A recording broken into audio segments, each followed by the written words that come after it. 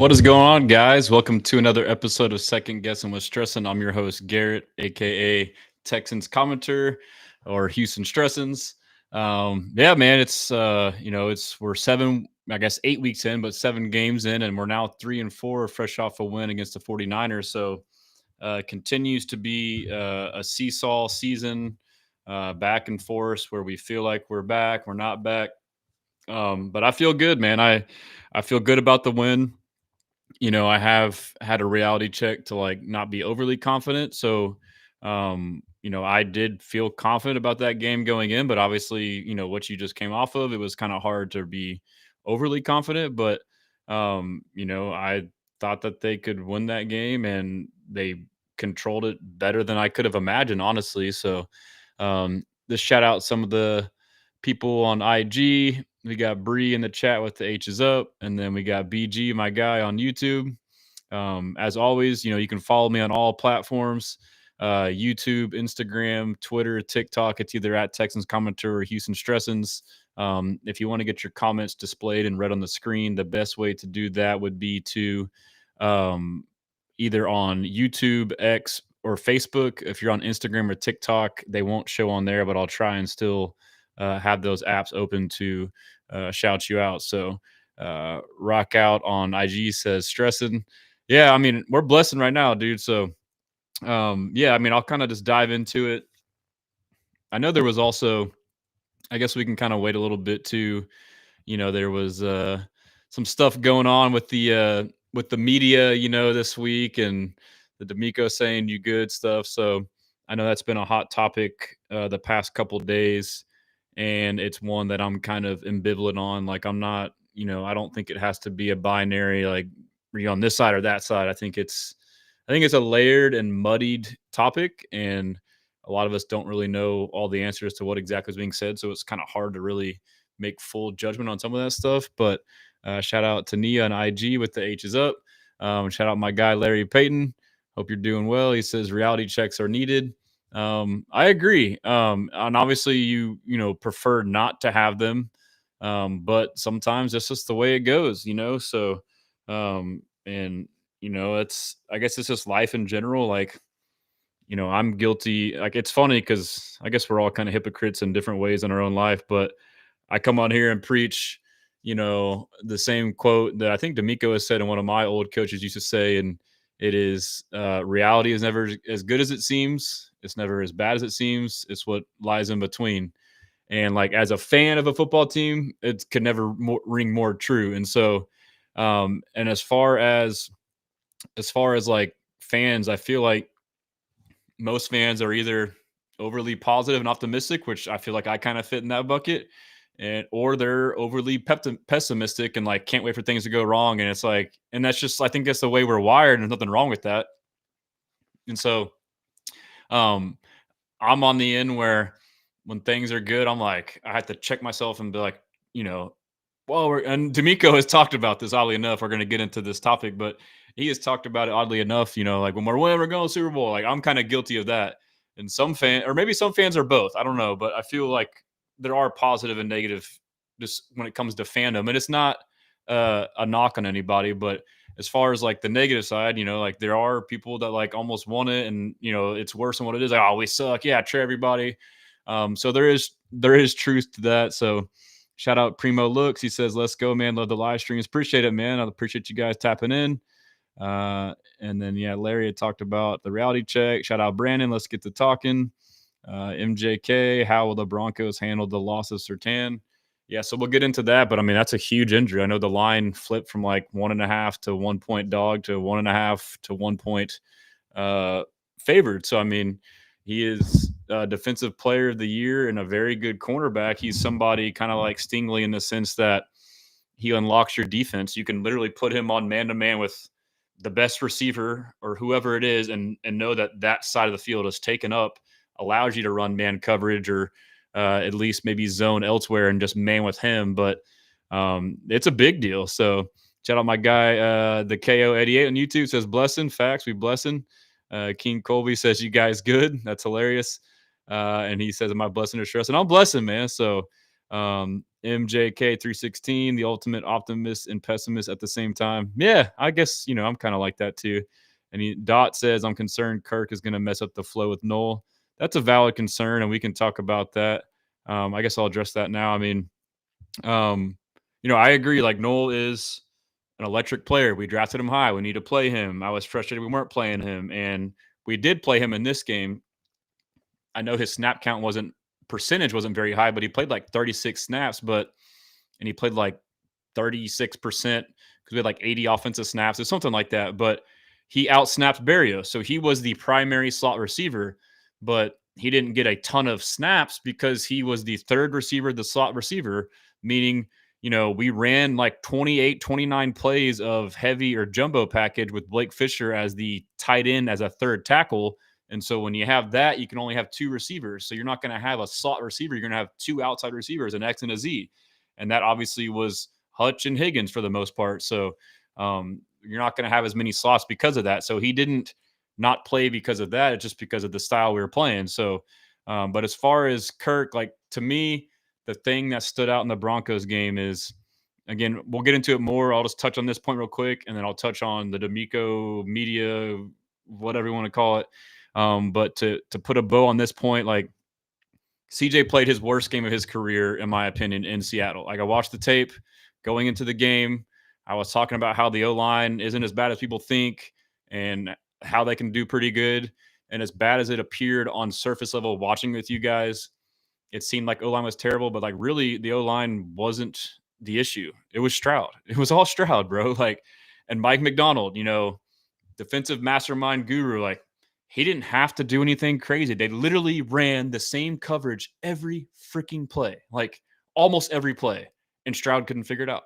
I don't know if it was just the long bye, overdoing stuff, something he hadn't seen, on the road, late, whatever it was, but like, it was bad. Like, and it was all him, bro. Like, there was some O-line stuff, but like, he, for the first time, like, most of the struggles in the past year and a half, in my opinion, have been, he has been playing bad as of late, but it's kind of been like a residual effect because of the other factors, O-line, play calling, receivers, etc.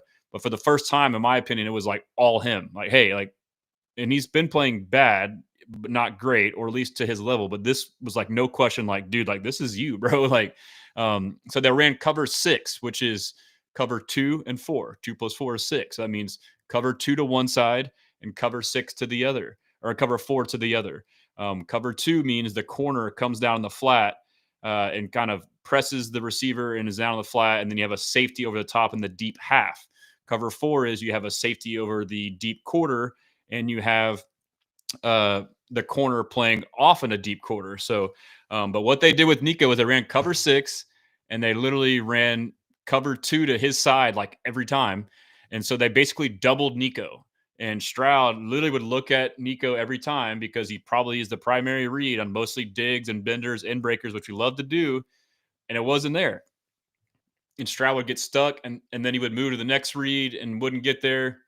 And then when they did blitz, which wasn't often, same thing. He was looking there first. They would blitz out of still doubling Nico. So he'd look there. And then by the time he just wasn't seeing the field. Like, on every play, he had guys open. He just never got to the read, like whether it was pre-snap or post-snap. I mean, I think it was just, I don't know, man. Like, I guess once you get flustered, I don't know what it was. It was weird. I mean, sometimes you just lay an egg, but literally, like, we could have ran slants to Nico all game because, like, a good route to beat cover 2, because they're outside leverage because they know they have help inside. So the corner literally squats outside of you about 5 yards off or closer and tries to, their rule is they cannot let you get outside of them.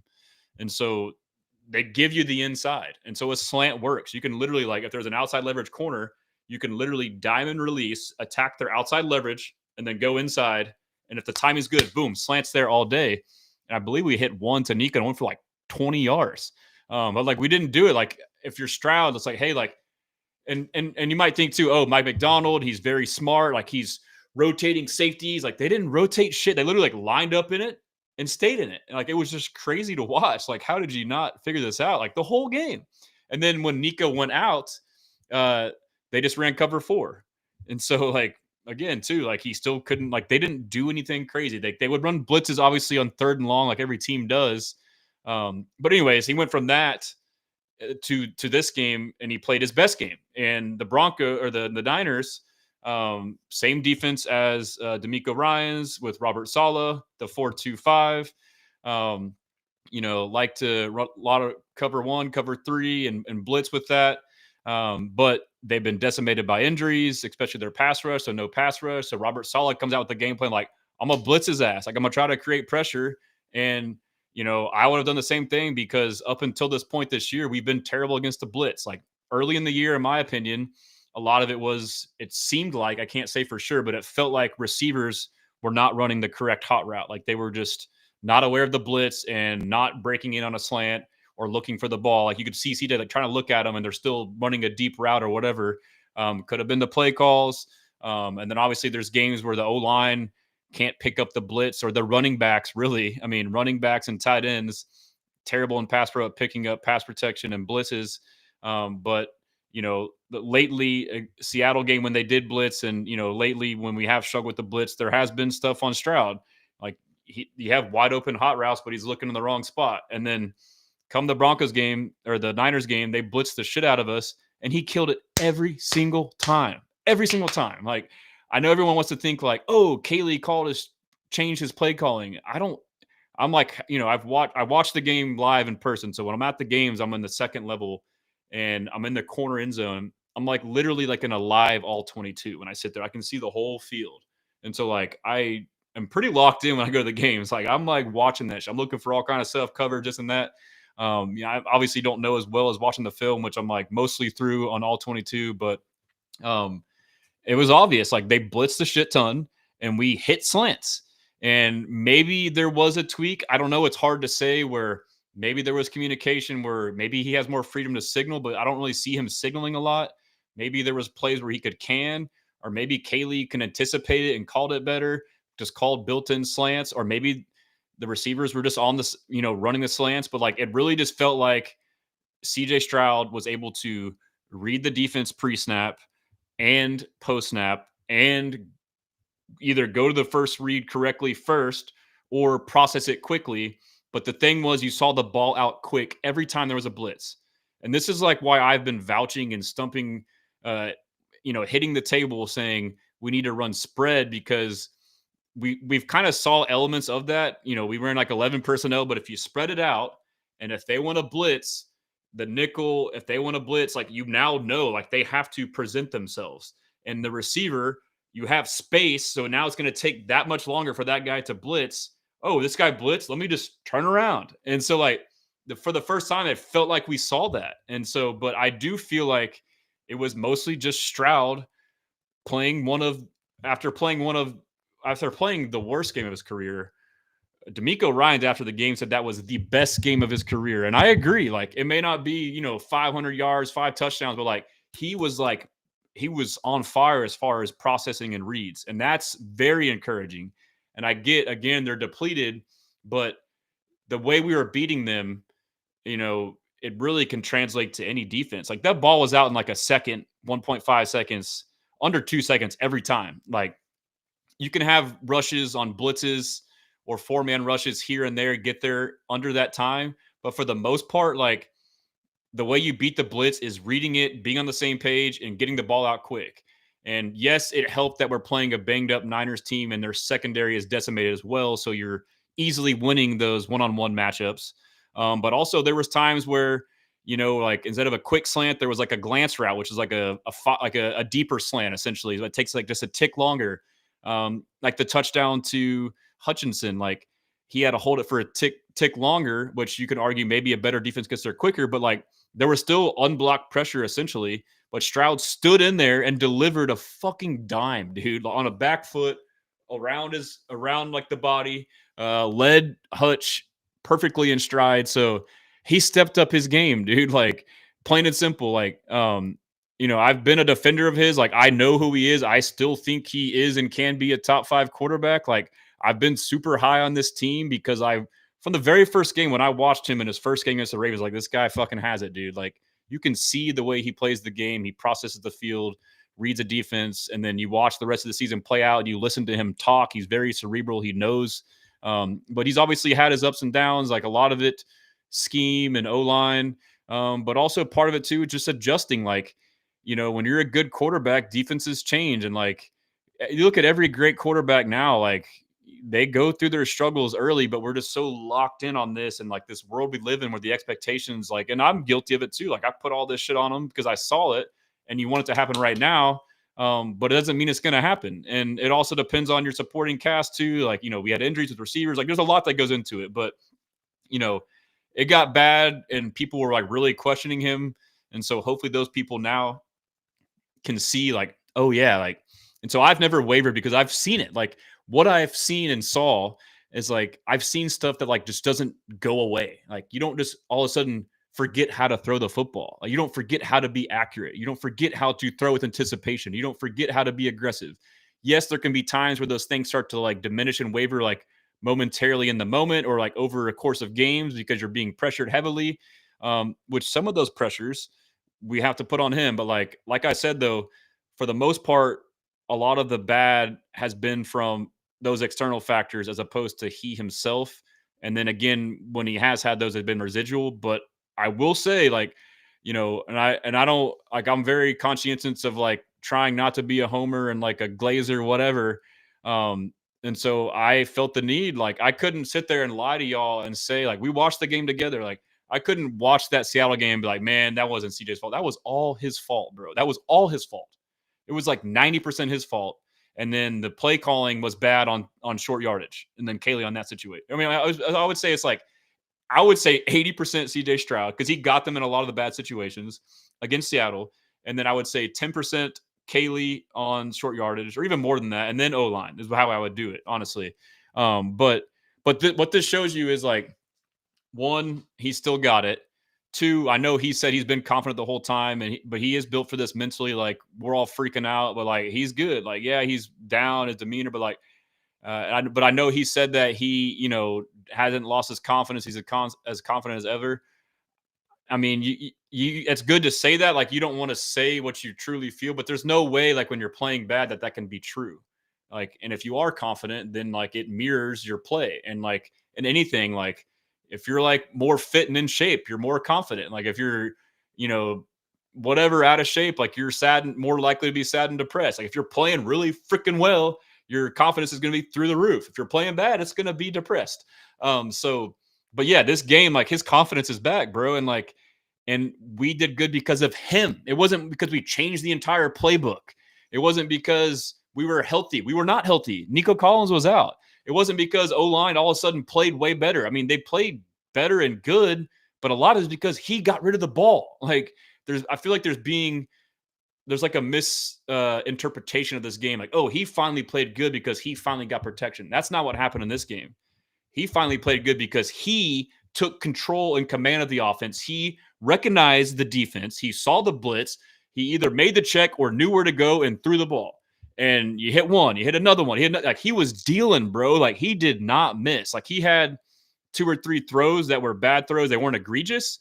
Like one could have been caught. A couple were kind of sailed, but they weren't like huge misses. But like he was fucking balling, dude. Like it was like 2023 prime rookie year Stroud, if not better. Like this is, and part of this too is like I know it's been hard for me and y'all and all of us to stomach this, but we've talked about it and we know this and are aware of it.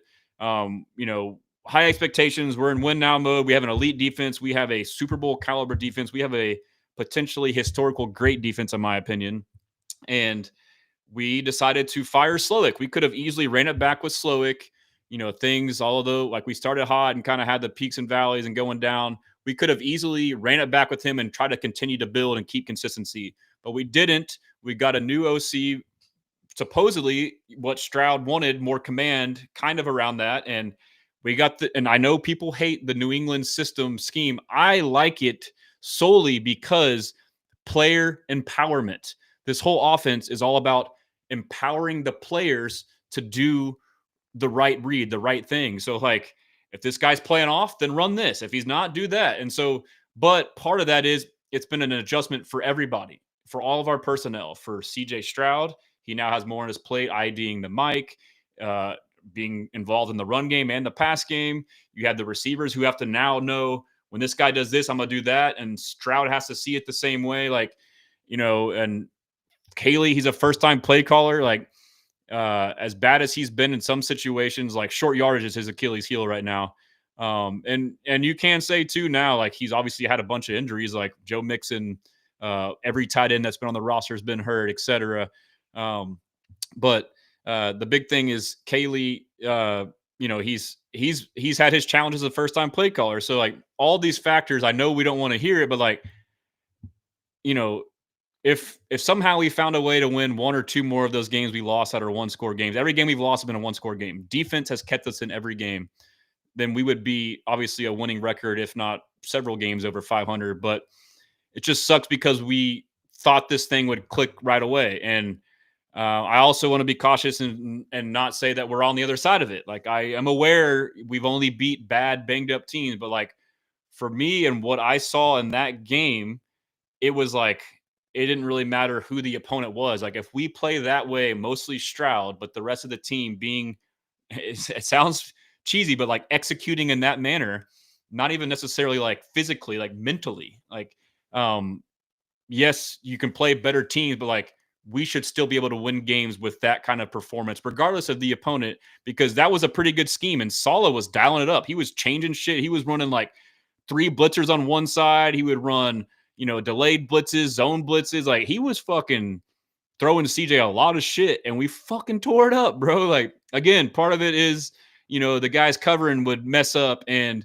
I do reply to comments, but sometimes I get on a rant and I get caught up. So I'm kind of finishing this thought here. But yeah, CJ definitely played well. And so, I'm not trying to like say the offense is fixed, but like we know this has been a process and maybe it's still kind of upward trending and we'll kind of have our peaks and valleys. But I mean, you look back to like people shit on the Titans, okay, fine. But like people shit on the Ravens, like what the fucking Rams do to the Ravens, bro? Like, everyone, that Ravens game was domination. Like I really feel like and hope and suspect that Seahawks game was just a dog shit anomaly. Like it was just bizarre. Like if you watch the tape and like look at the coverages and like just Stroud just had a fucking terrible game. Like you just hope that was like, I personally am just throwing that shit out. Like obviously great defense, Mike McDonald, great DC. I'm not taking away from them and their defense and their team, but like I'm looking at it like that was bizarre. Like they didn't do anything crazy. They literally lined up in the same coverage, nothing tricky. And I'm looking at it like it was a 15-week, delay, and then you had to go to the West Coast, and then it's at 9 p.m. You sit around all fucking day. It's like, and you're in a loud stadium and all the like, they're all excuses. But like I'm looking at in that context, I'm like I'm throwing that shit out. Like I'm not even looking at that game. The Baltimore game, balled out. We balled out. Yes, inferior, whatever. But the Rams, they scored 13, 14, 17 points. They just beat the Bears. Like, yes, that was a bad Ravens team, but like, are they as bad as we thought? Like, how much of that dominant win was actually us being okay? A small portion was them being bad, but like, how much of that was actually us being fucking good? So like, we can't just like we're hypocritical. We're hypocritical to our own team. Like a lot of us, I feel like we over criticize our wins and overhype our opponents' wins. Like it's so fucking weird. Like we nitpick. Oh, we beat the Ravens. They're fucking ass. They're hurt. Oh, we beat the Titans. They're ass. They're fucking hurt. Oh, we beat the Niners. They were fucking 5-2. If we lost that game, like, oh yeah, they were a good team. But then, oh yeah, it's because they're hurt. Like they had just fucking won all those games while being hurt too, and everyone's fucking praising them. Like, well, what the fuck is it? Like why are we doing this? Like allow other people to do it, but we shouldn't do it internally. And on the flip side, like the Colts, yes, they are a good team. They're a great team. But they haven't fucking played anybody. Like the one team they played, they lost to the Rams. And then as far as the Broncos, they should have lost to them. And then if we want to sit here and nitpick, the Broncos schedule hasn't been great either. Like barely beat the Jets. Had a comeback win against the Giants. Like, yes, they beat the Eagles. I mean, so like again, like the point is like it feels like we're doing it we're not even judging our own team fairly. And I get it because like we're hurt and pissed off and we're not 6-0 and we should be fucking 7-0, whatever it is. But like we have to like everything's still in front of us. And the big overall thing to think about, in my opinion, is like, is this fucking defense is elite, absolutely elite. And this is the way D'Amico Ryans wanted to build his team. And so we've talked about this before, but it's not sexy. Like he wants to win with this defense. And like the sooner the offense, I think this is how the offense is being built. But like as soon as the players, Stroud, everyone else realizes like, hey, like offense, all we have to do is just not suck. Like just move the ball, get some first downs. Like field goals are fine. I know we want touchdowns, but like that game against the Niners, I know the score doesn't look crazy, but like that was total fucking domination. We dominated the fuck out of that game. The only problem that we had was the kickoff. Without the kickoff, we gave them the ball at the fucking 30 or 40 before the half, and they got a bullshit touchdown because of that. And then you come out the second half and have another, return or whatever it was, a penalty for the kickoff. Aside from that, like we dominated the shit out of that game in every aspect. Like you look at all the stats, like time of possession, plays. We had like 80 plays, and they had like fucking 20, 30, whatever it was. Like normally it's the other way around, where our offense is never on the field and our defense is always on the field. So that is complementary football. And I know the first drive was like 16 plays and almost the whole first quarter. And yes, it was a field goal, but like that is valuable. And then you come back and do it again. And yes, you get a field goal, but like you just controlled the game, dominated the game. And then now come the second half, their defense is gassed. And now you can start to run the ball and wear them down. So like that is the formula. And the way this offense is, the New England offense, like all the Brady teams, like how often was Brady just fucking airing it out, like anything outside of Randy Moss? Like he was not like, I know we want CJ Stroud to throw 70-yard bombs to Nico and this and that. Like, but one, the defense has to allow for you to do that. They don't fucking let us. Like they run too high shell a lot. So we are not only being forced to dink and dunk by the defense, but like that's also the design of our offense. And so it's a methodical offense. And it's built, our offense is made to complement the strength of our team, which is our defense. And I know it's not fun and sexy as a fan to be like, oh, I'll win a game 20-10. Like that Niners game, whatever the score was, like you look at that like, oh, we barely won it. No, we fucking dominated that game. The score does no justice to like, if you sat there and watched the game, you're like, good God, this is a bloodbath. And so people that really know football, like the Niners, Kyle Shanahan's like, they kicked our ass. Like we dominated that game. And I'll take that all day. Like, obviously now you can be better in red zone on offense and really start to crank it up. But you just need offense. They're slowly improving. We just need them not to hurt us. Like the opposite example is the Seahawks game. Like everyone's, victory lapping about the Seahawks, like all their fans about, oh, we scored 27 on that defense. Like y'all had one drive that was an 80-yard drive. The rest were like 30, 30, 30, 30, 40. All your drives were fucking 2 first downs. Like get the fuck out of here, dude. Like what are we doing? So then that's all because offense would have, a 20-yard sack by Stroud, and then we punt it and they get the ball in the 40, or you throw a pick or another sack and you go for it, late in the game. Like they constantly were given the ball on the other side of the field. Their offense did not win that game. Our offense lost that game. Their defense won that game, but it was, I guess, that was the matchup that dictated the game. So with that being said, like there could be some games that are ugly, and I know we don't want to see it. Where it's like, as long as the offense is, moving the ball and like getting some time off the clock and not going 3 and out and punting and working field position or kicking field goals, like that is the formula. So at least until the offense starts to get where we want, but that's how they want to do it. So shout out the chat. Let me get some comments off the rip. I kind of just got a lot of the points there. So shout out BG, we blessing. Shout out Nosh, says salute. Brandon says missing cornerback 1 with a short pass game, maybe the way to slow down the Broncos. Pass rush be big. Yeah, I don't know if they will. They are a heavy man team and blitz with Vance Joseph. It's like 30 something. They run the most man in the league, probably obviously because of Pat Surtain. So will they get out of that? Will they stay in that? Will they stay aggressive? Now you got Nico one-on-one. So this could be a huge Nico game unless they adjust. And then now you just saw CJ torch the blitz. Like if I was Vance Joseph, like I'm not fucking doing that. Like he was lighting that shit up. I would run more zone and then blitz here and there, honestly. Nosh says Kirk needs to go.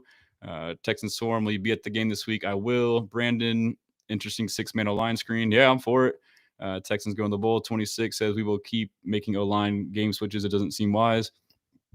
I don't know. I saw Lakin was on injury report today, but it worked against the Niners. I know the pass rush wasn't as good, but I get the gripe that on it and consistency and not letting a guy go. But like I was one of the first people saying play Juice Scruggs because Lincoln was sucking, but that was just the next option. And Juice seemed to be doing okay. But like as the sample size got larger, like, was he really better? Like, it's more so a problem of us not addressing that position in the offseason. So, you know, you can get mad at the coaches, but like this is more of a Caserio thing. Like, you fucking gave us this issue and we're trying to do the best we can. But I mean, I get it. But I don't know, hopefully they're not like putting guys in uncertain, predictable situations. But it worked last game. But I mean, I get it. And so Dot says, what pick would you go for Brees Hall? I don't think we need. I mean, I guess it depends on Joe Mixon, but I mean, I haven't really personally dug into, like, I know it's not fun on my or for y'all, for me, but I haven't really dove into, trade prospects because I don't think they will make a big splash move. I mean, Caserio basically said it a couple weeks ago, like, you don't get star players, you get, depth. Like, he said it outright. So I mean, maybe I'm wrong, but I haven't like dove into his contract and details, but I'm not willing to give up, any draft capital like higher than a fifth for most players, regardless of situation. So, um, Texan Swarm, do you think CJ will regress back to the mean this week? I don't. I'm confident. The KO 2 + 4 is 6. Quick math. Facts. Dot Harris for Hall. But yeah, so Harris is probably on the trade block. I mean, it would make sense to move on from Damian Pierce and Christian Harris if there is trade value. If not, keep them for depth, and they're good special teams players. Or I guess, Harris is, I guess. Njoku on the Browns, left guard and Hall. If we can get 2 or 3, be very grateful. I would be down for Njoku. I'll be down for a tight end. We like to use tight ends. All of our tight ends are getting hurt. Schultz is hurt again. Not again. He's a warrior, by the way. Shout out Dalton Schultz. Like, it came out basically, multiple times. Like last year, like I was like, what's up with him? Like, he has to be hurt. And then like he came out in the off seasons, like kind of said, like, yeah, I got some stuff cleaned up. But like everyone's, that's not an excuse. So he was like dismissing it, but like kind of alluded, like, yeah, I wasn't fucking healthy. And then Caserio said it. And then D'Amico said it again. So I think it was most recently Caserio said, he's probably more banged up than most of y'all would think. So, and so, yeah, the bye week definitely threw off the chemistry, but tied in like Njoku. I'm trying to think who else there was. Like, I know Chig and Conquo with the Titans, but he seems to be more of an H-back, but we could use that too. I forget the other targets, but a tight end I'd be down for. And left guard, like initially I was like, no one's going to trade anybody. And it turns out, both of the Browns guards, Teller and Benito, I believe, are on the market. And so, or Powers Johnson, the center for the Raiders, who could potentially play guard or center. I'd be open to that as well. I guess you just don't want to pay too much. But, initially I was kind of hesitant to it because of that. And then, you got to have the chemistry. But like, if left guard continues to be a sore, then, hey, you can address it that way.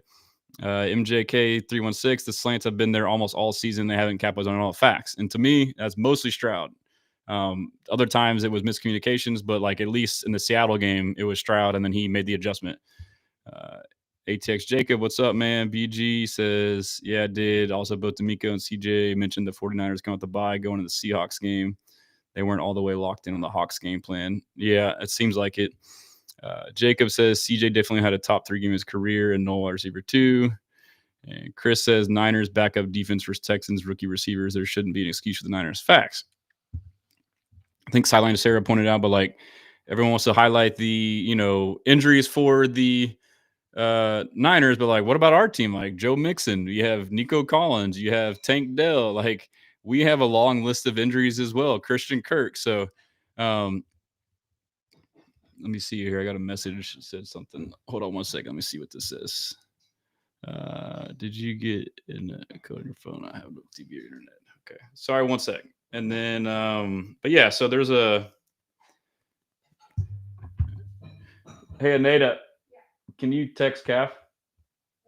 Or just call her? But yeah, so sorry about that. But yeah, so we're getting caught up here. Ethan, what's going on, brother? Big fan of your commentary and content. Been following X for a while. Appreciate it, man. Appreciate that. Engineer says, I just want Stroud and the offense to have some floor. The issue is they just crumbled under pressure.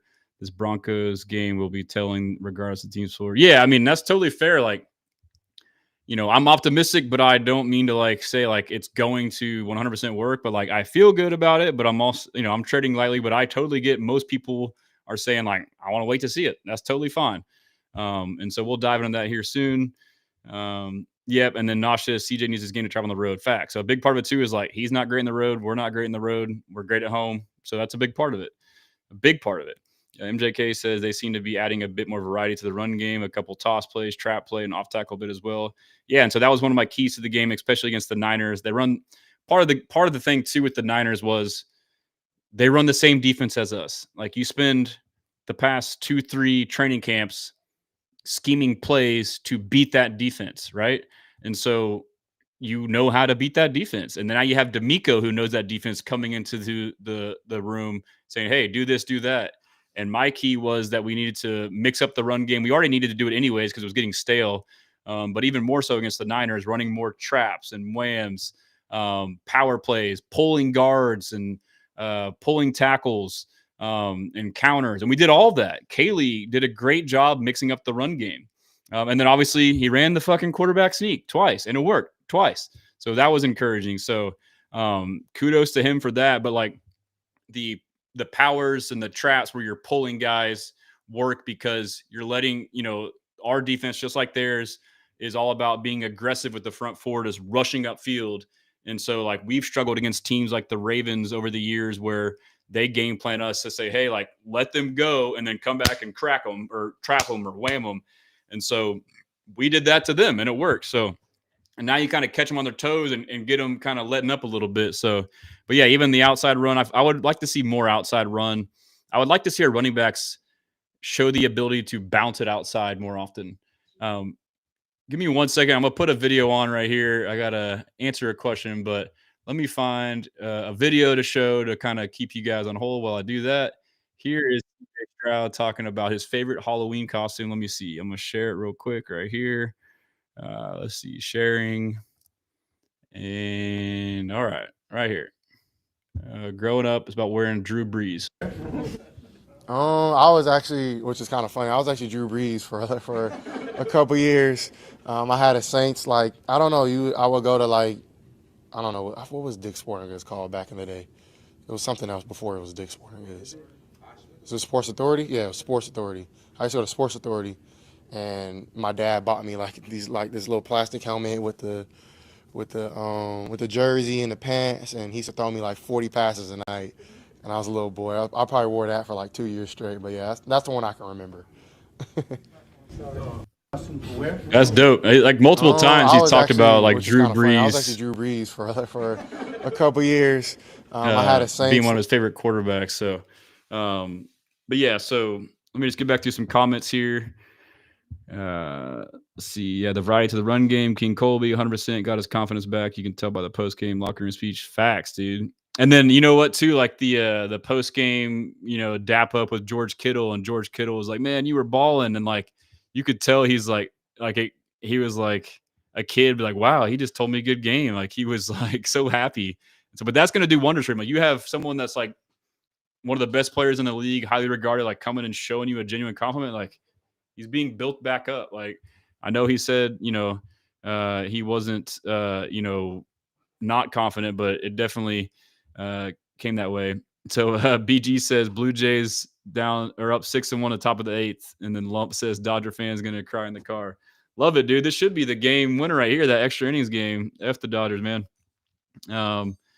Yep. So King Colby says all 3 phases played in continuity. Yep. Like special teams side kickoffs. Kaimi did great on field goals. Obviously, Hennessy Black says people don't watch the tape. They just like to yell. Yeah, it's all good though. Brandon Broncos stat padded versus Cam Ward and Justin Fields weighed the scales. Yep. But they don't get criticized. I mean, I made a post, but like Broncos fans say nationally they get criticized. I feel like they aren't getting criticized. I feel like they're talked about as some powerhouse. But hey, maybe they are. But I mean, they've played bad teams too. They've played like the fourth or they've played an easy schedule and they have a hard schedule coming up. We've played a hard schedule and have a hard schedule coming up. BG, that's the beauty of fandom. We can criticize our squad. Here to the good, bad, and ugly facts. Okay, Primo says making a defense hype videos they speak. Let's go. Chris says, look at the time of possession. Yeah, we dominated the time of possession. And so kind of going down a little bit. I think that's pretty good now on most of the comments here. Shout out Rich Boy J. He says, at this point, I am more than happy to overpay for an O-line trade. It's clear we ain't going to do a good job scouting in the draft. Houston sports fan says Nick Caley needs to keep CJ doing that quick game. That seems to be his strength. To me, it's not Caley. Like, it's CJ. Like, it's there. Like, and maybe they did empower him to do that, but like, that's the whole point. This offense should be like, hey, you make the play. Like, anything they do, you should have multiple calls, and within each of those calls, have whatever answer you need to make a good play. And so, but yeah, I mean, and also too, he hit checkdowns, like the Woody Marks checkdown. You know, if he had a little bit more time, he could have hit the deep crosser, but he hit the check down to Woody, and it was his longest completion of the season. And so, like, I saw that. The first thing I thought was like, this is going to be so good for him. Like, it's something he's been needing to do, is be disciplined and hit the check down. Defenses, forcing us to do that. And like, him doing it and seeing that result is like going to be like, oh shit, like, I don't have to throw it 60 yards in the air to get a 60-yard gain. I can throw it 2 yards in the air and get a 60-yard gain. So that's going to do wonders for him as far as the discipline, I believe. So, and the only time I seen CJ ball out on the road was KC in Cincinnati. Yeah, that's true. Chris says we need to involve British Brooks more on short yardage. Dude is a dog. I've been watching the film last week and this week. I love British Brooks, but I don't feel like he's been great at fullback. I mean, he's been a career running back. He just got thrusted into the fullback role this year, pretty much. Maybe played it a little bit last year. And he's undersized. He's like at least 30 pounds smaller than your average fullback, coupled with the fact that I said he's new to the position. But like, the main thing for a fullback is lead blocking through the hole, especially through the I formation. And he has not been good at it. Like, he goes in and either runs through the hole himself or like ducks his head. Like, and it's not like a physical thing. It's a mental thing with reps. Like, it's going to take time. Like, he needs to improve, and I don't fault him for not being great. He's learning the position, and it's mental. So I think his ceiling is higher as like what he can be, even though he is undersized because of how physical he plays. But to me, Jakob Johnson is the better fullback now. So he practiced today.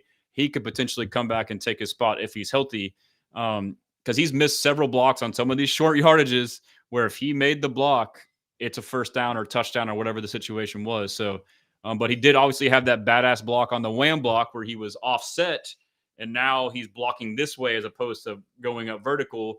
We let the center come down and he comes and cracks him. So he did a great job, but that's a different type of play. So yeah, in those situations, but he needs to get better at just lead blocking through the hole, either finding the blocker and hitting him, or when you do, not ducking your head and missing him. And again, I'm not going to blame him for that. So Nosh says thoughts on Jake Andrews. I mean, he's enough, I mean, he's not the best. He's not the worst. I mean, he has his moments, but he's enough. I mean, the whole O-line is enough. And this is kind of like, I know I sound like a hypocrite and go back and forth, but like, I've been criticizing Caserio during these downtimes for not addressing O-line, but I still have my belief that, with a decent enough O-line, if the scheme and quarterback and quick passing work, you can offset a good portion of that. Obviously, the run game has to work, and that will vary week to week based off opponents. So, Brandon says, as punishment for hurting Scattaboo for the Eagles, should be forced to start Kenny Green the rest of the year. That's pretty funny. Zach, yeah, Denver went off on a historically bad defense in the Cowboys and the 29th ranked Giants in defense. Yep. Cowboys, I don't know if they're very good either. So, like, that's a good win. But, like, I know Dak was playing well, but, like, who would the Cowboys play too? I mean, you can go back and do this stuff all day. So, but yeah, so let me see here. Dell probably won't come back this year. Hopefully he comes back. But I don't know. And then Brandon says, yeah, Bo Nix is going to try to make throws versus the Texans and wonder why they're suddenly INTs. Yeah, I mean, that's a good point. Like, he could have a false sense of reality of what a good defense is like. Matthew Ocampo, what is your opinion on Nick Caley so far? I think he's been pretty good. Like, he's had his struggles, but like, everything considered, like, new offense, quarterback not playing his best, injuries, receivers adjusting to the offense, O-line not the best. all those things considered, like he's had his biggest struggles, in my opinion, is short yardage play calls and red zone. I don't know that it's as bad as we think. Like he's had some really good creative calls in the red zone, scheming up easy answers. That touchdown to Jaden Higgins, he motioned him across, had him in a stack formation, so he was behind the other receiver. So now that means he gets a free release. So this guy runs and does a corner, and then he runs behind and does a post. It's called a scissors concept, a post and a corner, and he basically gets lost in the defense. And again, like you hear the pressers afterwards, like all the guys, like Higgins is like, they're like, oh, how good was that touchdown? He's like, it was easy. Like, it was a great call. Like, I just freaking ran the route. And they're like, hey, well, when did you know it was going to be open? He's like, I knew it on Tuesday when he put it in. Like, you watch the film, he sees this in film. Like, hey, when they do this, we're going to do this. It'll be a touchdown. Like, there's been multiple times this year that he's done that. The Woody Marks touchdown against the Titans. Like, oh, yeah, I knew as soon as I got in this formation and motion, I'd be wide open. Boom, touchdown. Like, there's been a lot of that. So I'm not, I've obviously have had my criticism. So, again, I don't want to sound like a hypocrite. I mean, fine if I am, I guess. But I have never been on fire Kaylee. I've been on like, okay, like I'm scrutinizing you. I know a lot of people have been over him, but like I feel like he's going to be fine. And a big test now is the Broncos defense. Obviously, we want to run the ball. The Niners had a decent run defense, obviously injuries. So they have a really good run defense. The Seahawks did. We saw what happened there. So this will be a big test in that regard. Like, okay, if we can't run the ball, now do you adapt into the play calling as far as passing? Like we were still balanced against the Niners run and pass and both work. So that'll be a challenge there. But I guess I can go through the timeline and see if I can find some more highlights on the game. I've been posting a bunch, so I'm sure I got to scroll back a little ways here. But yeah, there's a lot of cool stuff. Like the mic'd up with the Z's we'll get to was pretty dope. Just keep going back a little bit here. I've been crunching all 22 as well. If you want to see clips, I got a bunch of them on my timeline.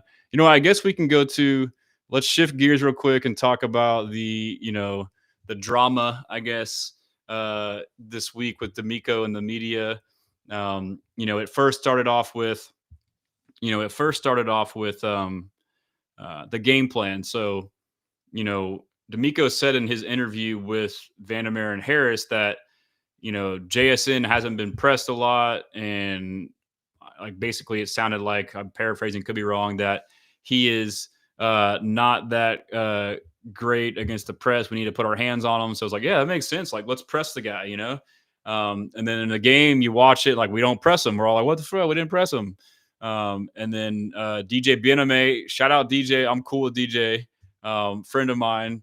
So, if I'm talking here and if I make any criticisms, which I don't think I will, I don't have any hate or hostility as a third party neutral fan towards anybody in this situation. But so DJ, is reporting on it and they're all asking questions on it. And they asked, there seems to be, I think D'Amico even says, like, after the presser in the game, like, we needed to press. I don't know if he said it after the game or if they said it Monday. That was the thing. It was Tuesday, but it was when they are traveling and they do an interview on Tuesdays, they do Zoom and they don't upload it. So you just look at their tweets. And so there was a tweet from one of them saying, basically D'Amico talking about the game plan. And I think he again talked about press and said, like, we didn't, like, I don't know exactly what it was, but it's like, we didn't do it. And so now it's like, hey, you said we're going to do it. And you got asked why you didn't do it. And it sounded like it was putting blame on the players. I could be wrong here, but like, this is the way I interpreted it. And then you have, as the week goes on, the interviews with the players, and Stingley, he's like, I did what I was told. Like, I would never not do what I was told. And so, like, that's now taken as like, oh, he's saying D'Amico's a liar. Like, this is what, and I'm guilty of this too. Like, I'm taking what I'm hearing. I'm like, okay, like, this is concerning. Like, there's a disconnect here. And so, and that was basically like how it started. And then I think it was on Friday, or whenever that was. Was that Friday? Yeah. Yeah, it was on Friday.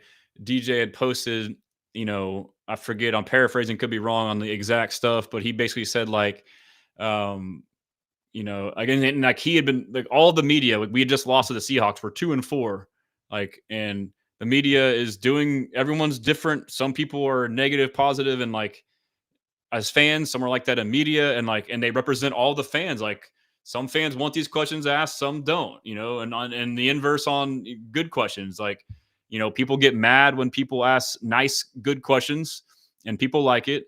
And then also people get happy when, reporters ask, tough, hard questions that are negative, but then also people don't like it. So it's like not everyone, every situation is gonna be happy. So you do need both. Like, it is a healthy balance. I know it's not, the most appealing thing as a fan. Sometimes you kind of can get bugged by it, but like it is necessary. That's just what it is. But so DJ had posted a tweet about, and so they've been on D'Amico's ass, like a handful of them, and that's fine. Like, hey, like they're 2-4, like they deserve it, and they'll tell you the same shit. Maybe they won't. I mean, basically he said, like, he posted a tweet and deleted it, and it said, like, whenever Steven Nelson was like talking about D'Amico, you wonder why none of the players had his back. And then it seems like it's evident that DJ may have a relationship with players, just from him talking and stuff like that. So you kind of think like, oh, like he knows info from the players about them being. So now you start to be like, oh man, like there's this rift. I know some people saw that and got mad. Like, I, feel how you want to feel. I really don't know how to feel myself. Like, um, but yeah, so that is like kind of what set it up. And then I believe it was on Wednesday, because Monday was like the virtual presser. And then Wednesday is when D'Amico talked about outside noise. And so let's play that real quick. I forgot to share my screen. I always do that. But yeah, so this whole thing, and I'll kind of like wait to play this and give you my thoughts, but I think I know it's not fun, but I am in the middle, and I think a lot of it is just people not talking on the same terms. But here's D'Amico on Wednesday.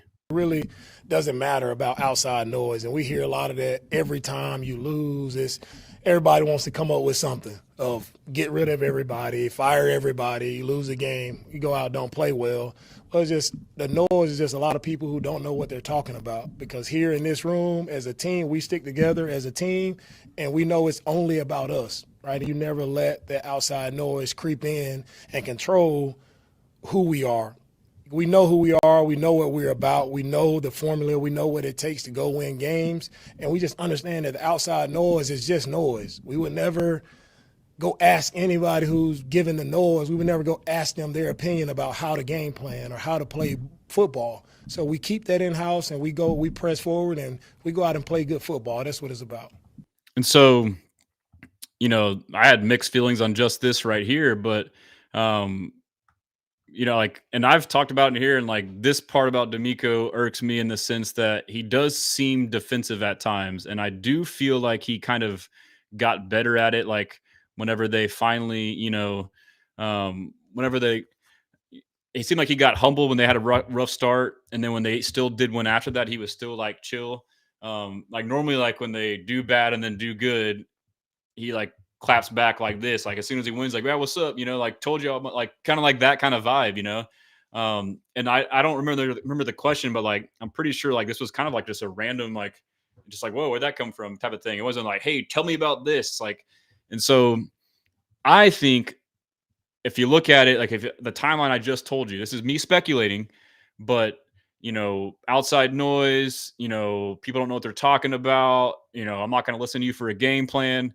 I suspect this was directed at DJ. I don't know. Maybe he could tell y'all his opinion. I'm not sure if he's talked about it publicly, but like that would make the most sense. Like given the timeline, if the reporter, I'm sure that got back to him. I know they say they don't check it, but like this stuff gets to them. Like if you're kin to D'Amico and you're like, hey, did you see this, bro? Like, you feel like you would want to show him that, so I suspect that's kind of what spurred this random, gripe here.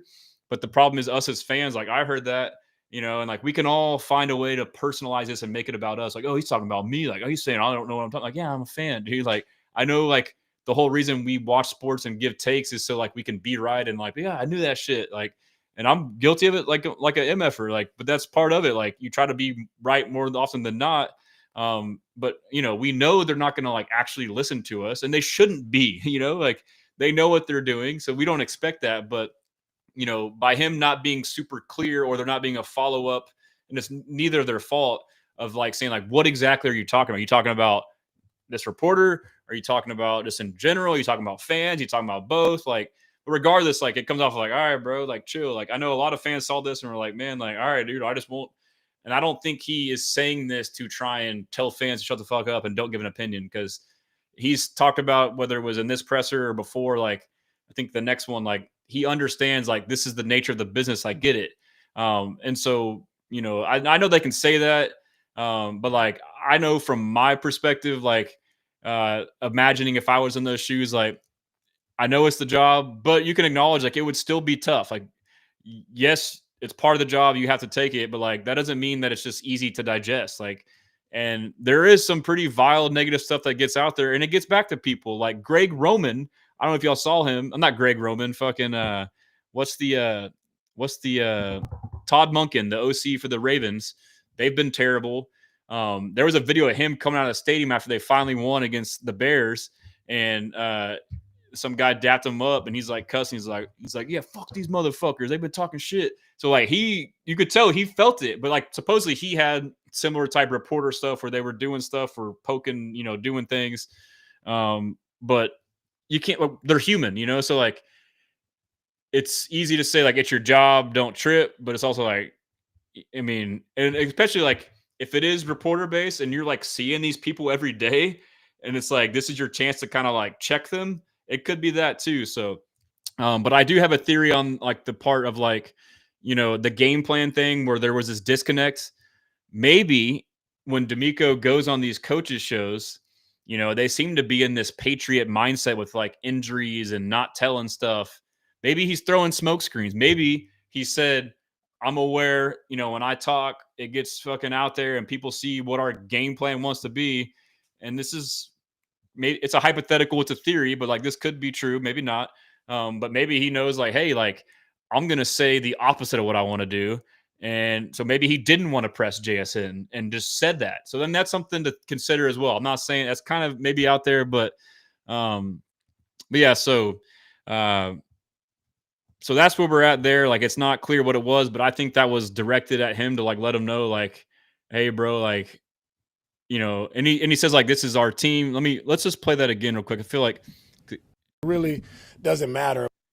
Let's listen to this again, assuming this is him addressing, or what is on his mind was the DJ BNMA, tweet and, recent comments or whatever it may have been. Let's listen to it again in that lens. We hear a lot of that every time you lose. Everybody wants to come up with something of get rid of everybody, fire everybody, you lose a game, you go out, don't play well. Well, it's just the noise is just a lot of people who don't know what they're.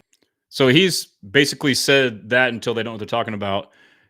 The highs and lows. He's said that multiple times, and it's true. Like mostly as fans, like, and media as an extension of fans, we're high and low. Like, and it's true. And like, you can be upset with it, but it's and acknowledge it, and it's still okay to be upset with it. Like, it may not reflect well with us, but it is what it is. Talking about, because here in this room as a team, we stick together as a team. So he says they don't know what they're talking about. Like, is he talking to DJ? Because then he immediately says, let's see. Together as a team. We stick together as a team. Because like basically what happened from the tweet that got deleted could be like, this is trying to divide my team. Like if you're the head coach and you see that, like you're trying to create this rift between me and my players. And maybe he saw, the posts and the tweets about the players talking and, that as well being a part of it. So if you look at it through this lens, this makes the most sense. And we know it's only about us, right? And you never let the outside noise creep in and control who we are. We know control who we are. Like, so that's the outside noise is not even, I feel like now he's not even talking about like fire this guy's bad, which is still projects to this. I think that he's talking about like, hey, like, don't divide our team. Don't, listen to the, just don't let all this stuff, like, people aren't in the building, so they don't know what I told you and you told me and this and that. I think that's what it is. I think that's all it is. Who we are, we know what we're about, we know the formula, we know what it takes to go win games, and we just understand that the outside noise is just noise. We would never go ask anybody who's giving the noise, we would never go ask them their opinion about how to game plan or how to play football. So we keep that in. And so that part there is like how to game plan, how to play football. Like, but you know what? That's kind of, I think, goes to the reporters because they've been asking them very pinpointed questions. And I'm just realizing this now, and like DJ is my boy. I'm not trying to be negative or criticize at all. I'm just pointing out like what I'm thinking, but maybe he's referring right there, like, we're not trying to hear your game plan, is like, DJ's asking Nick Caley about motions with Nico, like, and he's asking legit good questions, but like maybe that's what he's referring to, is like, don't, like, he thinks that he's trying to tell him what to do. Maybe that's what it is. Or maybe when he's talking about, pressing and this and that, maybe that's what it was, because he had asked him that on Tuesday.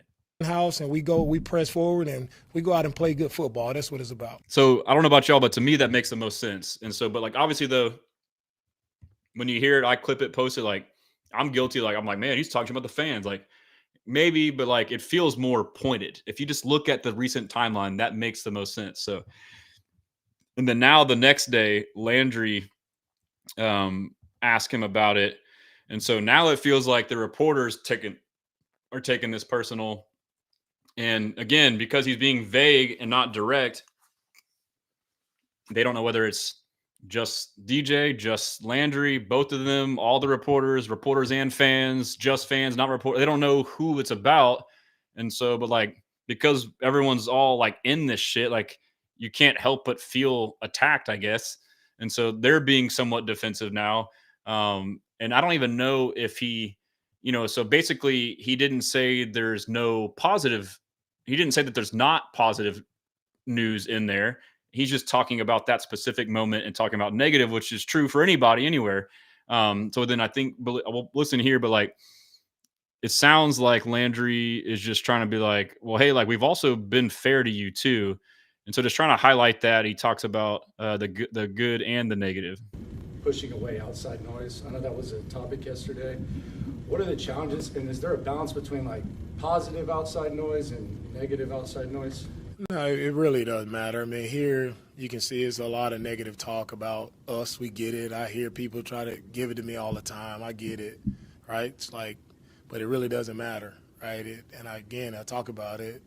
Everybody wants to write a hot story, and most of the time it's negative stuff that people want to talk about, right? Nobody wants to talk about the positive stuff that happens. And again, if you feed off of that and you're riding the pendulum of, oh, we're great because we won, oh, we suck because we lost, fight, like that's our business. I get it. But that's the nature of it. We keep moving forward. Really, it doesn't drive anything. It means nothing, literally nothing to what we're about. Like it does nothing to. I'm going to restart it because I spaced out reading comments. Pushing away outside noise. I know that was a topic yesterday. What are the challenges, and is there a balance between like positive outside noise and negative outside noise? No, it really doesn't matter. I mean, here you can see it's a lot of negative talk about us. We get it. I hear people try to give it to me all the time. I get it, right? It's like pause. People try to give it to me all the time, but it really doesn't matter, right? I talk about it. Everybody wants to write a hot story, and most of the time it's negative stuff that people want to talk about, right? Nobody wants to talk about the positive stuff that happens. And again, if you feed off of that and you're riding the pendulum of, oh, we're great because we won, oh, we suck because we lost, fight, like. He's saying the same stuff he says all the time. Like this is consistent with what he said even earlier in the season and prior. This isn't like now this is like, so that's where it's tough. Like the last one felt kind of relative to the topic, but yeah, it's just confusing. That's our business. I get it. But that's the nature of it. And so he acknowledges like, I get it. Like he's done that multiple times, even though it doesn't feel like it all the time. We keep moving forward. Really, it doesn't drive anything. It means nothing, literally nothing to what we're about. Like it does nothing to drive our team. We just got to go out and so him repeatedly pointing out like this doesn't do anything. Like I don't know if he's like trying to send them a message like, hey guys, like I know y'all think that you can try and influence to tell me what to do, which is how we think media thinks. Like we think we can tell them what to do and like listen to my good idea. We all want to be right and know what we're talking about. So maybe he's sending a message like, hey, like you can ask me all these crazy questions and think you're trying to like influence my decisions, but like he's letting you know like I'm not going to do what you're suggesting. Like I'm the coach. That feels like that's kind of what he's saying, like sending a message like, look, you can ask all these crazy in-depth questions and think you're owning me, but like, I don't listen to that shit. That's how it feels. Play good football. You don't think you've gotten any positive stuff? Yeah, I was about to say that. Like the first 2 years. You don't think you've gotten any praise at all? That I love Landry. I love DJ. That is weird. I mean, that's kind of weird, bro. Like, this is super defensive. Like, even if he is being vague and potentially passive aggressive, like this is a bad look. Like, you sound like you're making it about you when it's not like a. If this is the issue, like just talk to him off the record. Like I wouldn't. And he's like, "What the fuck is going on?" Like the way he handled this, in my opinion, was fucking great. And like I am not good at being patient in situations where I feel like I'm in a bad situation. Like I would fucking snap. Like I'm terrible at like losing my temper. I'm not saying again like this isn't like talking down on either of those guys. I'm just saying like in general, if I'm in any situation, if I get like tested, like my patience, like I'll go from like nice to like what the fuck, dude. Like even if it is in a public setting, I would probably have a hard time. I would have made an ass out of myself. But here like it just seems like they're making it about them. Like, and maybe it is, but we don't know. And so like from D'Amico's reaction is like, what the fuck? We just got to go out and play good football. You don't think you've gotten any positive stuff? Yeah, I was about to say that. Like the first 2 You years. don't think you've gotten any praise at all? He's like, what the fuck are we doing, bro? I mean, his face says it all. He's just like, what? Like, I'm like, and I get it too. Like, I am guilt. I'm like this. Like I can be very sensitive and personalize everything. I admittedly am like that. And so I would probably be doing the same shit if I were them as reporters. But like in D'Amico's perspective, like, so they probably think that like he thinks about them all the time. He probably doesn't because he is game planning a game. So like this is how it feels like it's coming off is like they feel it's about them. And he's like, dude, I don't have fucking time. Like I know y'all have said stuff and like I addressed it and like I kind of caused it and maybe I was pointing at you, but like to think that I'm like losing sleep over it is kind of crazy. In which again, like the more I talk about this is like it's hard to really like form a side. I'm not trying to do that, nor will I, I'll just say what I think. I'm kind of off the riff, but like this current instance, that's kind of how he feels is like, you think I have time to worry about you guys? Guys, it's what was your And also too, like I don't know if I get, I don't know that I get, I guess maybe because the question initially was about positive and D'Amico didn't talk about it, but like, just because you say one thing happens often doesn't mean that you automatically say the other thing doesn't happen. So because he says negative stuff happens often, which is true, like in any news media cycle, and it's not personal on that person. And so let me engineer, man, bro, you tripping over here. It's all good. I mean, yeah, we're all on the same team. But let's see, that was weird as fuck. We got real defensive. I kind of lost my train of thought. So what was I saying? D'Amico was just talking about shit. Let me just rewind for a second so I can get my train of thought back. You don't think you've gotten any positive stuff? Yeah, I was about to say that. Like the first 2 You years. don't think you've gotten any praise at all? guys? Yeah, so like, it was asked initially about positive and he didn't really answer that part of the question. So then like rather than follow up and say like, what about positive praise, which I don't even think it needs to happen. Like we know he's gotten positive praise. Like, yes, I get that he's been defensive and this and that. But he never said I have not ever gotten positive praise. So like just because you say I get a lot of negative doesn't mean that you mean like he never said I don't get positive. So like you don't have to like pry this out of him. And so like that is like, again, like the way it's going down is like you are like projecting this and making this about yourself, is how it appears. And assuming that he is saying that you always say negative and no positive. Like he never said that. And like, again, like if this is really an issue, like how it's coming off, like it comes off as personal, then talk to him personally about it. Like it doesn't feel like it's actual like genuine questions about we just beat the fucking Broncos, bro, or the Niners, dude. Like we just beat a 5-2 team at home, and like this is what we're talking. And so that's what he's thinking is like, what the fuck is going on? Like we just, y'all are shitting on me. We're 2-4. Sell a team, fire you. We're gonna lose to the Niners. They're 5-2. Like we dominate the shit out of them, and this is what we're doing is like this weird personal stuff. So let's finish it. It's what was your question? I'm just saying, like, Everybody says negative. I said that's what people thrive on is the negative stuff. Yeah. You don't think you've gotten any positive? I said people thrive on the negative. You guys are good. Great answer, dude. Like I'm not basically saying like I'm not going down this fucking path. Like again, like this is just like when he was asked about Stroud's shoulder. Just because he didn't answer that, oh, that means that Stroud needs surgery. Like maybe he doesn't want to fucking waste time on needless BS, is what it is. Like he's like, this is not a constructive convo. I don't want to fucking do this, so I'm just not going to entertain it. That's what that is. And so like he's trying to let them know, like, all right, like let's move on from this shit. You guys must be the ones with the negative stuff. I mean, that's like he's handled this great, like calm. That's a good comeback. You guys good? You guys must be the guys with the negative stuff. You guys are good. You guys must be the ones with the negative stuff.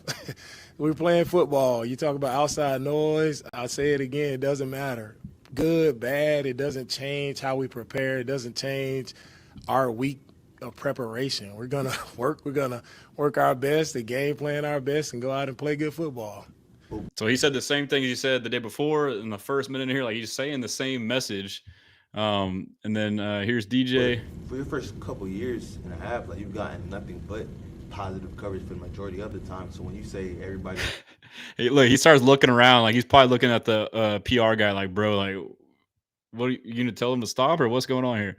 positive coverage for the majority of the time. So when you say everybody wants to focus on the negative and not write about the positive, I don't know if that's how is that accurate when you've been here for a couple of years. You've got a lot of positive coverage. You guys good? And so this just screams like you guys are.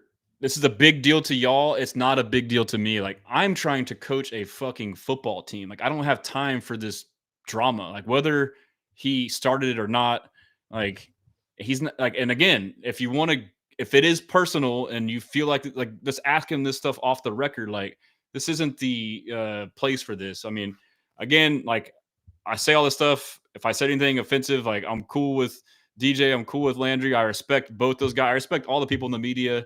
You know, they have a tough job. They ask a lot of tough questions. I personally, admittedly, if I was in there, I would probably be a softball guy just because that's how I am. So I can't really hate on that. So, but also too here, like, you know, I was talking with Will Kunkel, who I also respect and does a great job, but he had posted this saying like he tried to leave the stage. Like, I don't think he tried to leave. I think he's just trying to end the conversation. Like, I don't like where in here does he like say like I'm like where does he try to walk off? Coverage. You guys good? Do you pay much attention to your record when you're messaging?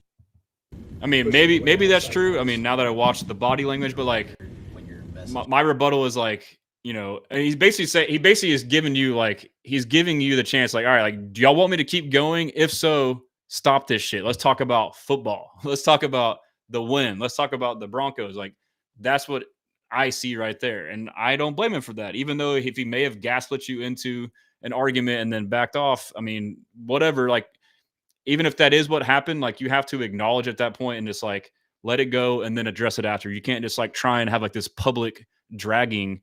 He's not going to get into that with you. So, but you know, I don't feel like he was necessarily personally, it could be wrong, but I don't feel like he was trying to end it. I think he was saying like, look guys, like I'm being respectful.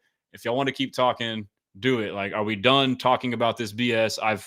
In these situations that are like, not even just this, like I said, like the Stroud stuff, like when there's a topic and you're over it and you keep talking about it, whether it's this or an injury or a player, and once you convey to the media, like, I'm not going to talk about this. And if you just keep asking the same question, you're going to piss them off and they're not going to answer it. So like, that's kind of what happened here too, is like, I told you I'm done with this shit.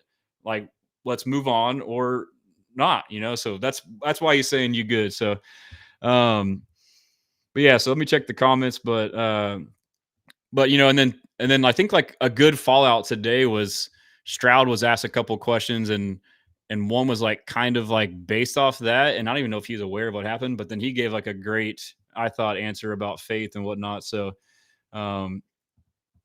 yeah. So, I mean, that's kind of the point too. So like, I mean, that's part of the probably frustration and build up too. Who knows? Like, y'all, like I get it too. Like, I mean, it can be frustrating and it's part of the job, but like, again, like I think it's almost not fair to be like, just deal with it and then expect them to just take shit or deal with being repeatedly asked the same questions on topics you don't want to talk about. Like, I'm not going to tell you who's injured, not injured, stuff like that, or even this topic.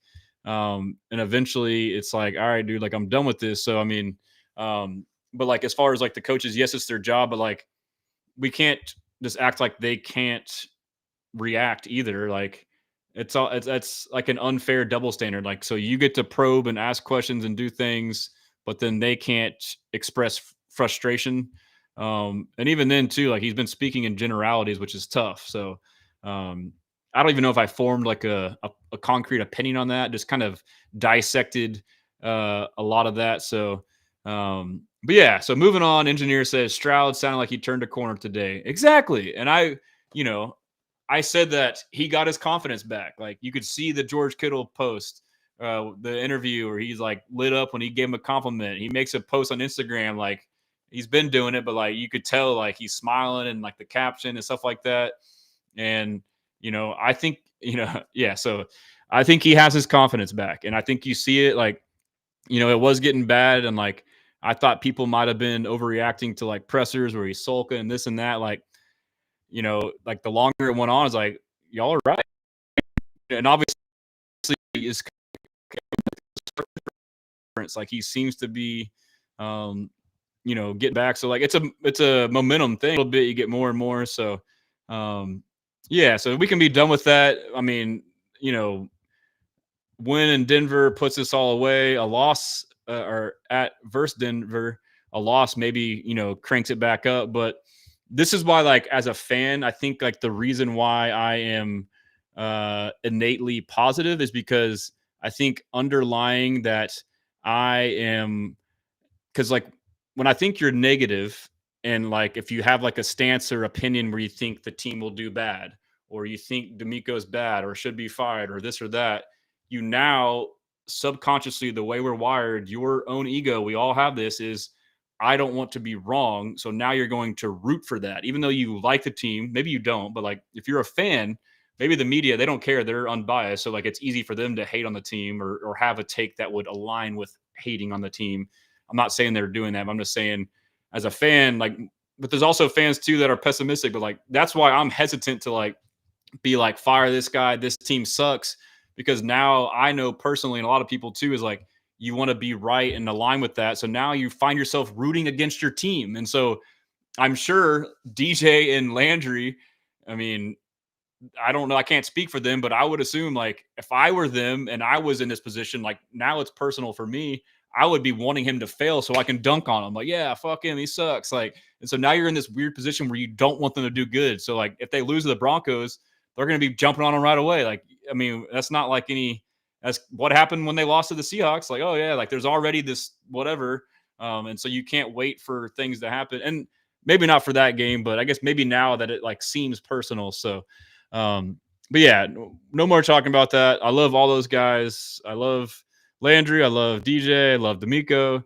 Love all the media. Have all this respect in the world for all of them. So let's just we're not going to get in depth on the matchup with the Broncos. I will try my best to do it. I didn't write an article last week on either one. I'm going to try to write one this week. I've been getting burnt out. I've been going way too hard. But yeah, so I'll try and do an article on both. I don't know if I will. And so, but yeah, I mean, no, Blake, you're right. Like, to be fair, Seahawks loss was pathetic and they deserve tough questions after that one. Yeah. I mean, I don't disagree with that. And then engineer, if they lose to the Broncos, it's fine, but just have a competent and consistent offense. I mean, I think we can win and will win. But let me just go back to some of these videos here before we get out. But yeah, I'll try and do the a Broncos episode breakdown where we can go through all the stats and stuff. And I'll have clips for you guys to listen to. But in the meantime, go about 30 minutes or so potentially here, just going through the fallout from the analysis from the Niners game. I got too much crap on here, bro. This is nuts, dude. And so we're almost there. We're almost there.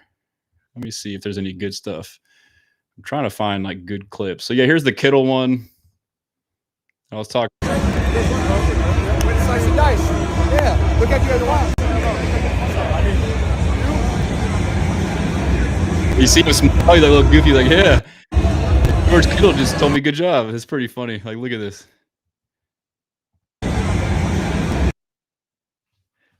Like, I hadn't seen that in a long time, dude. And so, yeah, Kittle's like, way to slice and dice. Looks like you had fun. Like, okay, yeah, I did have fun. That was weird. And there's a snap counts we had talked about. Kamari Lassiter had a pick to end the game. Just want to make sure I didn't miss any other clips in there. So, okay. So going back up, there's a couple clips, and then we can go through some of the stats as well. I know this is kind of a roundabout show like always, but Ursary seemed to have a good game. Hutchinson stepped up, obviously. That touchdown, he also had a beast catch over the middle where he went up and got it. And I said it too, like in the Baltimore game, like this guy is getting confidence. Like confidence is like the best drug in the world, dude. Like that Baltimore game, I said at the time, like, it's going to do wonders for him. You see him on the mic'd up on the sidelines talking shit. It's like, okay, bro. Like, I mean, he has the skills, like the size, the height, weight, and speed for like that, height and weight. Nico was out and like he's in his third year, I believe, right? So he's still developing. Like, okay, like this is someone that people looked over, but like, dude, if he can maximize his potential, shit. And so just going back through, just want to get some more clips. Yeah, there was the Will Anderson Jr. and brothers. Daniil Hunter had a sack that they both met the quarterback at the same time and they hugged. I did the Tommy Boy, brothers don't shake hands, brothers got a hug over it. Brothers don't shake hands. Brothers got a hug. Brothers don't shake hands. Got the Step Brothers shirt. Oh, it's right here. I did. Yeah, Will and Daniil Step Brothers. Get you it on HoustonStressens.com. It's a shirt where I replaced their faces on it. So, but yeah, here is what I was talking about. Todd Monken after the game. Go sit that down there, bird. I'm their muscle. Taking a lot of fucking flack. Fuck them motherfuckers. Let's go. Yeah, Todd, I believe in you. Yeah, I gave you a chance. I believe in you. He said, I've been taking a lot of flack. F them MFers. And after the game, Higgins was asked about how the offense did, and Kamari in the background yells. How would you rate today's offense? Maybe 10 out of 10. Best performance? Yeah, what he said. 10 out of 10. Yeah, just a great job by Caleb. Give it a 10. A 10? A 10. A fucking 10. Gentlemen. Old Varsity Blues, Billy Bob. Yeah, and so, again, I've highlighted that Kaylee has been good in the red zone. And something to note, too, is I heard multiple players multiple times mention Jerry has done a good job. So it's not just Nick Kaylee. Jerry Shaplinski, the senior advisor who came from the Rams and was previously in New England, he is helping out. That's good to have that older veteran, just like overall, like general observation, like, hey, do this. So here's Jaden Higgins on his touchdown. The scissors concept we talked about, basically saying how it was a great call. Yeah, it was right there. It wasn't even me almost. It was just the play call that Kaylee drew up, a great play and a great ball by CJ. You have a good feeling about that play call at the snap? Of course, right away. I had a good feeling about that play call on Tuesday. Yeah. Those plays that you've seen on tape, how you're attacking those coverages, catch them in the right one. Like we were able to catch Higgins right in the cover 2, and we were able to.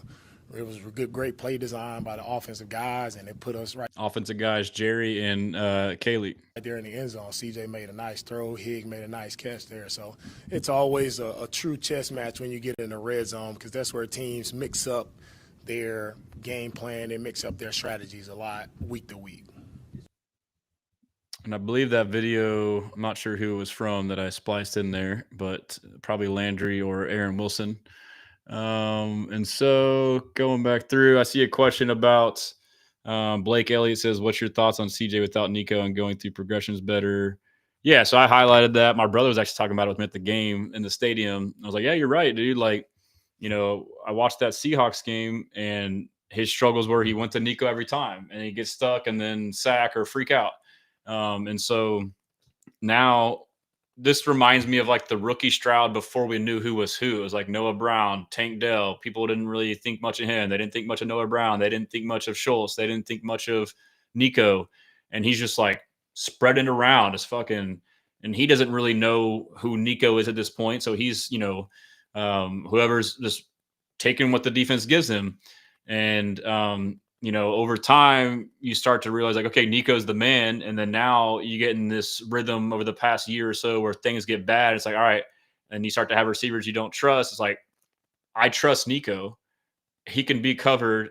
I can be wrong and he can still make me right. So like you kind of like subconsciously start to develop this bad habit because it doesn't seem that bad because Nico's so good. So I think it was good that he was out. Obviously you don't want him to be out, but like what happened as a result and what needed to happen. Cause I really felt like throughout this season, like he just has not trusted Noel. He has not really trusted, he didn't trust Berrios in the other game. Hutch, he started to get some chemistry with him and Higgins. I know they've had a couple touchdowns, but like he doesn't seem to fully trust him. They still can't quite connect on deep balls on go routes. So that's still something to work on there. But he didn't seem to really trust all these other guys.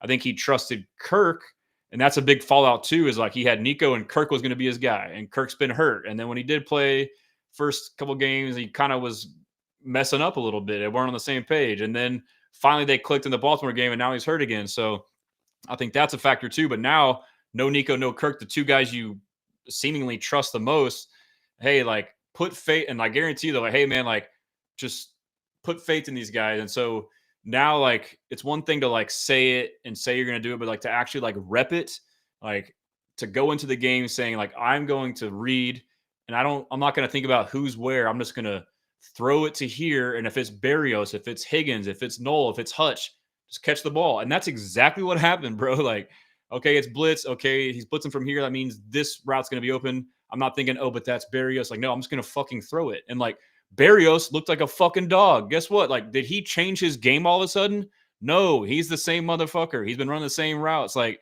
he just got thrown the ball. Noel, same shit. He's been doing good. He just got thrown the ball again.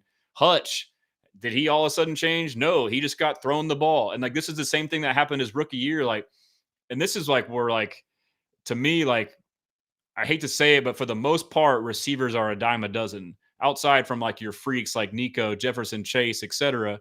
Other than that, like after like that top tier, it's like the gap from like above average to below average is like pretty damn close. And really, from my experience having played receiver, like you're only as good as your quarterback. You can be open all fucking day, but if one, they don't throw you the ball, it doesn't mean shit. And two, if they don't throw it to you accurately or simply like on these slants, he hit him in stride. Like Berrios looked like he was badass because he hit him in stride. Like nothing changed. Whereas before he didn't throw to him and all that stuff. So it was a huge, like Sarash on Facebook says, it was a blessing in disguise. But that being said, like that doesn't mean that that's the mindset going forward. No, like I think now that he's experienced it, like he's been reset. And so now if you can now have that with Nico and know when and when not to like overly, look Nico's way, like only do it, man on man backside, which you really don't get with him that often. If you can do it that way, read the defense, and it should be like that. Like now when Nico's back, they should try and force you off of him so you can continue to feed those guys. And now when you do that, now you got to be aware of, okay, now I'm beating them here. Now Nico's going to get one-on-one. Now you hit Nico. And it was just like in the game against the Niners, like Saleh came out blitz, blitz, blitz, blitz, blitz. And CJ's like dice, dice, dice, dice, dice. He's like, all right, now zone. Oh, dice. He's like, oh shit, like what do I do? Zone blitz. Oh, dice. Like, so you try and like you do this, so then now you do that to counter it, like taking the receivers away. So but yeah, so I think it was a great thing.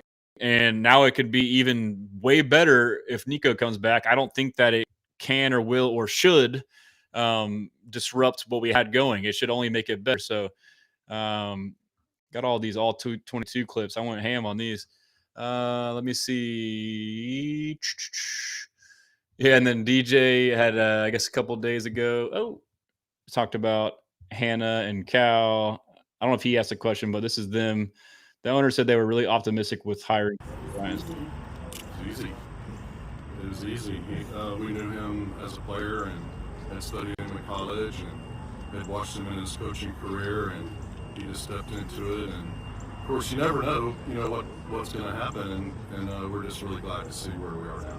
I think a big testament to D'Amico is how he's kept the team focused. That is really hard to do when you're losing.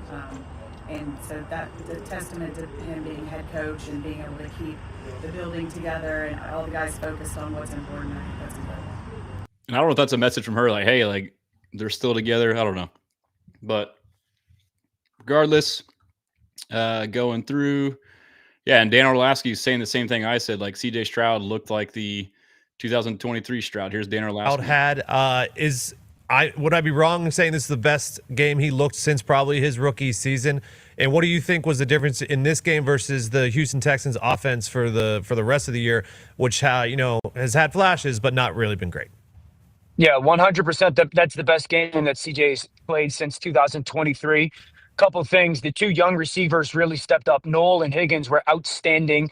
And then CJ played, when you guys hear football talk, you've often heard people like me say he played hot, right? Defense brings a blitz. Sometimes defense brings like a pressure, and that everybody's one-on-one blocking, and we call that playing warm as a quarterback.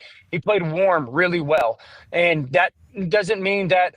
And let me say this, that's something that they have in Houston really struggled with in the last year and a half, is like dealing with pressure, both by a plan and execution. He was sensational yesterday. And then the other side, the flip side of this is you see no Bosa, no Huff show up. I mean, they could not, San Francisco, get near CJ. CJ at times had plenty of opportunity to get to this from the second or third progression. So the two young receivers, CJ was outstanding when it came to just playing warm and playing on time. He got through progressions. And then if you're San Francisco, it's a precursor. Maybe it's said the Texans possessed the ball for 24 minutes and 31 seconds in the first half versus the Niners. That is the most time of possession by any team in the first half of a game since 2009.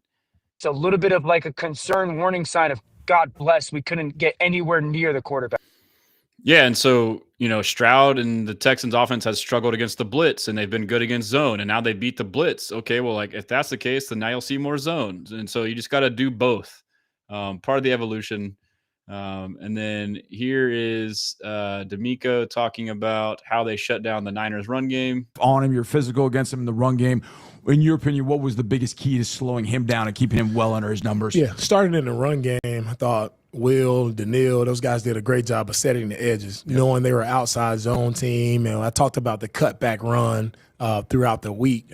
And our backers and Petrie, they did a good job of just filling those cutback lanes. So when we stopped it on the outside, there was really not a ton of space for him to cut back where he had made and gained a ton of yardage there. In the passing game, thought Henry had some good coverage snaps on him, and one where he was able to break up the pass, and also just – we got loose there towards the end of the game where he caught a couple checkdowns. One went from over 20 yards where we can just improve our tackling there and be more urgent to finish the game. Yeah. Well, with everything that was on him, you're physical against. Yep. So I agree. That's what happened to us last year. You set the edge and then take away the cutback. We started cutting back, and then, the Lions started taking away the cutback, and we failed on the run game then. So here's D'Amico on CJ Stroud. Talk about third down conversions. Yeah. Braxton had a couple huge ones. Jalen Noel, a couple huge plays as well. CJ and the receivers, their connection just on the pressure and finding the hot answers. I thought he did a really nice job of delivering the ball and the receivers being on the same page, running the proper route. You've now had this trust. Like now he trusts all these guys. Like, oh shit, like Berrios was there, Noel was there, Higg was there. Like all these guys were in the right spot. Like that is, now he can just read the defense. Versus our hot answers to, mitigate any of the pressures and blitzes that we had. And again, the O-line did a nice job as well, protecting inside out, doing a good job, not allowing CJ to get hit. And those guys caught it all. And I really like the distribution. The ball went to whoever was open. Everybody was able to get a touch, and all those guys, they caught it really well. And so everything D'Amico said, like in the presser after the game, in the victory speech, he's like, CJ was really good. He went through his reads. He made good decisions. And when he gave him the ball, game ball, I guess I missed it on there, but you can tell he's like telling him, hey, you made good decisions today. Like also when to run. Like he took off for a first down, the check downs, the quick passes. Yeah, he played awesome, dude. So, and we'll kind of keep scrolling through. So I saw Devon Achane is on the trade block y'all mentioned. I mean, again, with him and with Brees Hall, I'm not like, I've told y'all, like, I'm not like, it's boring, but like, I'm not really getting into it because I don't want to get my hopes up. But it's also like, I don't know that we have to. Also, the mixing thing makes it tough for a running back. But for me, it's tight end and guard would be the biggest ones. And then here's D'Amico talking about, this is a huge, it's not a development. Like, we've known this. Kamari Lassiter is really fucking good. And so Stingley, I think, hasn't been himself. Played better in this game. You suspect injury. Some of the times that he looks supposedly bad on tape maybe isn't his fault. It's a coverage thing, just like it's happened to Kamari earlier with CJ, GJ, etc.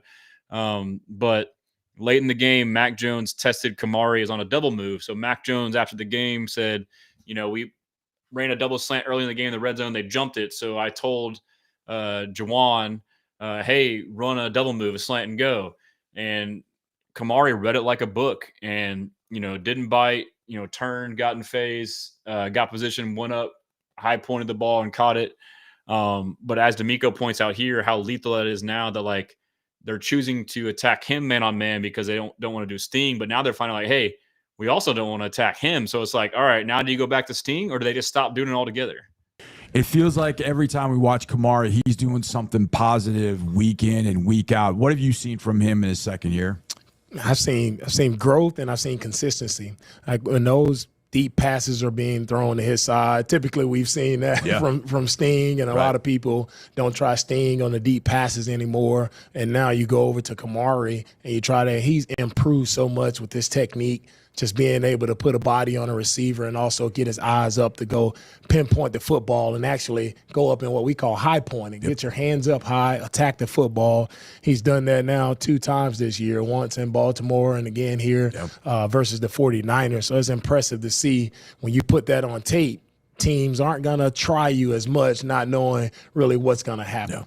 I agree. I mean, he's getting that rep. But yeah, y'all are talking about Brandon and BG about the ticket scalpers Super Bowl. Yeah, I was there as a lot of Niners fans, and I had a Niners fan sitting next to me, and he was saying he paid, like, he was looking for tickets for like months, and he lives in Houston, and it was like 3 to 4x face value. And I was like, damn. So, yeah, it's tough. Like, Niners fans, they have fans all over the world because they've been around forever. So, it is what it is, whatever. They were loud, but like, offense took the opposing fans out of the game to not affect them by making plays. So, all right. So Azeez Alshire mic'd up from the game. Here's him talking to the slot receiver. Here's the snap. Here's the throw. Over the middle. It's caught. Spin move across the 35-yard line down to the 31-yard line. Braxton Berrios moves. Hey, that White Lightning. That's White Lightning right there. White Lightning. Francisco. No, he did. He did. Yeah. I used to get called White Lightning when I played receiver too. Yeah. See Kurt. Shout out to see Kurt, man. Yeah, Noel did the Kurt belt celebration. Hey, he a light-skinned gangster, boy. That's a light-skinned gangster right there. Back, dog. Way to lead us, baby. So, like, he's in the game. He's a leader. Like, when it's talked about early in the year, like how he's a leader of the team, he is. Like, he's over there, like 2 random receivers, a rookie receiver and Berrios. He's hyping them up on the sideline, and then they reciprocate it back to him. So, like, that just shows, like, they respect him. He is the leader of the team, bro. Here's some more Azeez mic'd up from the Texans. All the communication, I need all that. Come on. Let's go. Here we go, O. Come on, O. Here's moves. Hey, that White Lightning. That's White Lightning right there. It's either in you or it's not. Fly around, have fun doing it, man. Let's go. You good. But as soon as you hear me say something, just rock out with me. I don't care. Yeah. I'm saying I don't give a f. I got you. I'm rocking with you, man. Come on, you're best in the league. Let's go. And finally roped down inside the 33-yard line. Yeah, boy! Yeah, boy! Lock in right now. Come on. They can't f with us. Oh, you got a fancy job. You got a fancy job. Let's go. He was calling Berrios White Lightning. Like, any time a white guy is fast, you call him White Lightning pretty much. But yeah, and he told Will Anderson Jr. they can't F with you. You're the best in the league. So, I mean, instilling confidence, hyping up Will Anderson Jr.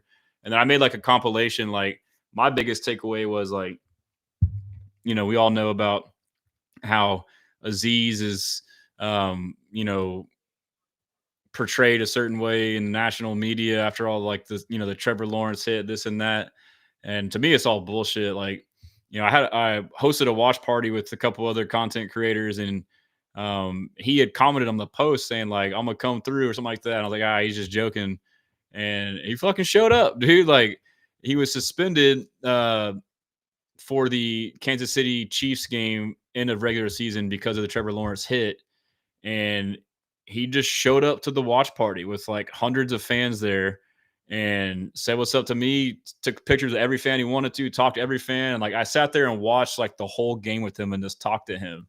And he was like basically saying like, I'm just appreciative of y'all like having my back on that you know, Trevor Lawrence hit, like, because it was bullshit. Like, it was, you know, these quarterbacks, you know, there's been rules made to protect them, and now they're manipulating these very rules to try to use their advantage, which is bullshit. Like the sliding, like you're allowed to slide. Like, okay, well, either slide or don't. Like that Trevor Lawrence one, he was like trying to get the first down, kind of didn't want to slide, and then when he saw, he's like, oh, I'll slide late. And so like Mahomes also does that to like bait for hits. So that was BS. But anyhow, he's a great dude. Like sat there and just chopped it up, like watching the game. It was like surreal, dude. Like, and I talked to him for like an hour after the game, just like, you know, down there. He brought toys to donate. But anyhow, I couldn't help but notice on the mic'd up, like, this reflected the experience I had is reflected here in this mic'd up, where he like I get that this is his former teammates, almost all of them, majority of them, and he has a lot of love for them. But there's also players on there that he's not teammates with, but like it, and you can't tell me like this isn't how he is most of the time. Like this just seems like who he is. So Hey, my bad. I was trying to hit you in the face. My bad. Hey, good catch. all right, so let me rewind. So he pokes Kittle in the eye on accident. Hey, my apologizes. bad. I was trying to hit you in the face. My bad. Hey. Kittle, not soft, doesn't take it personal. Go figure. Catch. Good catch.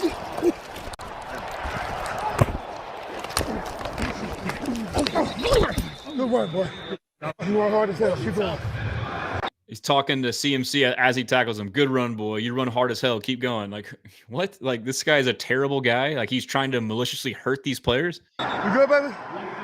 Trent Williams limping off the ground. Hey, you good, baby? Checking on Trent Williams. George Kittle push him in the back. Like, playfully. That's on y'all. Hey, you don't want that. That was a good finish in the end zone. Hey, I can't be mad at you. Get between your legs. Gives him props on the touchdown catch. Bro, you punched me in the eye. Sorry. You punched me in the eye. Sorry. Kittle is just not soft. Good catch, boy. Good catch. Hey, keep fighting, boy. This is to Mac Jones. Keep fighting. Boy, you a dog, man. For real, bro. Calls him a dog. Like, this guy's I love you, bro. Mac Jones, who was on the Jaguars last year that we played against, the same team that we fucking had this huge feud between the players and hating them. Like, this shit don't add up, bro. Like, Love you too. I can't. Post game, him and Juice Check. Last night or nothing. Bro. Hey, I love you, man. I'll talk to you soon. Yeah, boy. Multiple times tells him he loves you him. look good. Hey, my dog. You good, brother? Yeah, I'm good. Proud of you guys, man. We gotta take a picture together. All those young linebackers. He's cool with the I'll see my camera mama lady real for quick, San man. Fran. Goes to see his mom out here. Like, come on, dude. Yeah, no, the Rich Boy J. Yeah, that Z story was crazy, dude. I mean, I have pictures. I'll have to like post it when it comes back up next time. And I'll try to host a watch party soon. I'll get on that. And then Myles Garrett, you know, played the Patriots, and he said he watched Will Anderson Jr. after to prepare for it. I guess Alabama tape. I mean, he's strong. You know, you want to set the tempo and the pace of the game. You know, with power. You know, he was able to be pretty firm in his stance, and keep me from knocking him back, and just trying to hit him with different looks. Try to keep him off guard. And I watched a lot of tape of him versus Will Anderson, and I know he had difficulty with Will, and I consider that my little bro. So I had to try to take some things out of his book and work them into mine to have success. Yeah, and him and Will are working out this off season together, so that's dope. I think there's a couple more, so let's see what else we got. Yeah, there's the Mac Jones one. I talked about that already. So I think that's most of it. Texans fewest points allowed, 103. Next highest is Rams, 117. Chiefs, 131. Seahawks, 136. So elite defense. Here's Mac Jones on the Texans defense after the game. I mean, yeah, they do what they do. They've done the same thing the past 5 years. So they're really good, though. They've all played together for a long time and got a lot of respect for those guys. And I've gone against them 3 times in the last year, and every time I've left the field, I thought they were the best defense in the NFL. So we've had a couple of those these past couple weeks, and really it's about us, to be honest. When we do what we do, I think it can be pretty good. When we don't, that's what you get. Yeah, so he gives mad props to the Texans defense. Yeah, Brandon's comment, I mean, Mac Jones likes his Z's. Hitting Lawrence got him more playing time. Facts. That's true. But yeah, so we can just go through real quick, like some of the stats, and then we'll wrap it up here. Almost 2 hours.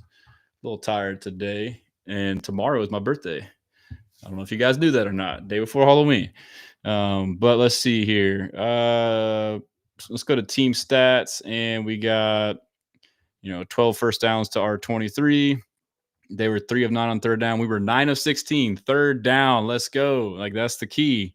That's what we're all talking about all the time is third down. So that was good to see. Third down conversions. Fourth down, 1 for 1. So, I mean, a couple of those third downs were QB sneaks. Total plays, 44 to 75. Like, come on, bro. That's what you want. And total yards, 223 to 475. Like, we dominated this game in every aspect. It's not even close. Appreciate that, fam. Rich Boy J, King Colby. Appreciate you guys, man. It's been fun interacting with you guys. And so rushing, we had 157. Passing, 318. Appreciate the shout out, BG, my guy. Appreciate that. And so looking back over to like just the box score, like stats, like the players. Mac Jones, 19 of 32, 193, 2 touchdowns, 1 INT. CJ Stroud, 30 of 39, 318, 2 touchdowns, 1 INT. And to me, that INT was on. He threw a corner route late in the first half, trying to hit Knoll, and Hutch was on the outside running a go, and Hutch kind of slowed up, but Hutch needs to run fast as fuck and clear out that corner. And he kind of let up, allowing his corner Denor to jump the route on Knoll and get the pick. So if he would have kept running hard as a real true threat, then Knoll could have had it. I don't know if he would have had a chance, but then the ball wouldn't have been picked. But it looks like Knoll saw Hutch was close and kind of came downhill flat as opposed to keeping it high. So that's what I think happened there. I don't think that was on CJ, like maybe being too aggressive, but I think it was mostly Hutch. And then Lenore, if he would have gotten down sooner, which is a hard ask, they could have gotten a field goal. But yeah, so I mean, that was really, the special teams play before that was really only mistake. But Woody Marks, 11 carries, 62 yards. Chubb, 17 for 56. So obviously Marks more effective, but I mean, they both did well. Stroud, 7 for 30. Held McCaffrey to 8 carries on 25 yards on 8 carries, bro. Like, we've consistently shut down, like, elite running backs. Hutch, 5 for 69 and a touchdown. Nice. Knoll, 5 for 63. Marks, 4 for 49. And Barrios, 5 for 38. Higgins, 4 for 34 and a touchdown. Schultz, 2 for 24. Wayne, shout out Jared Wayne, 2 for 20. He's gotten a lot of like undue, unfair criticism for the Tank Dell injury. I think it was, I don't think it was the play design. I think he was new and in the game and trying to make a play, and it was just a fluke accident. But like, he gets a lot of bad BS hate on that. So 1, I'm glad he got called up, and 2, I'm glad that he balled. And Stroud is like, that's the first guy he called out in his pressers. So, but yeah, pretty much shut them down. We'll go through PFF grades real quick. I know, again, disclaimer, it's not end all be all, but it can give us an idea and we can match it up. And so we'll go to the schedule. And so this was one of our better graded games as a team, 76.3. We were 85.7 against the Ravens and 76.4 against the Titans. Offense 78.1, pass 76, pass block 77, receiving 76, run 74. This is crazy. Defense 64, run defense 39. Fuck out of here. What? Run defense was graded at 39. This is where like their system is just like weird. Like, well, given our system for those snaps, like, nah, dude, like we fucking shut them down. Like we got a 39. Like that's where it's like, okay, that's not reflective or an indicator of what actually happened. Tackling was better. I would agree with that. Pass rush 69, nice. And so, yeah, special teams 58.4. That sounds right. But if you go to the offense, Jalen Noel graded high at 83. Stroud, one of his highest graded games, 79.8. I agree.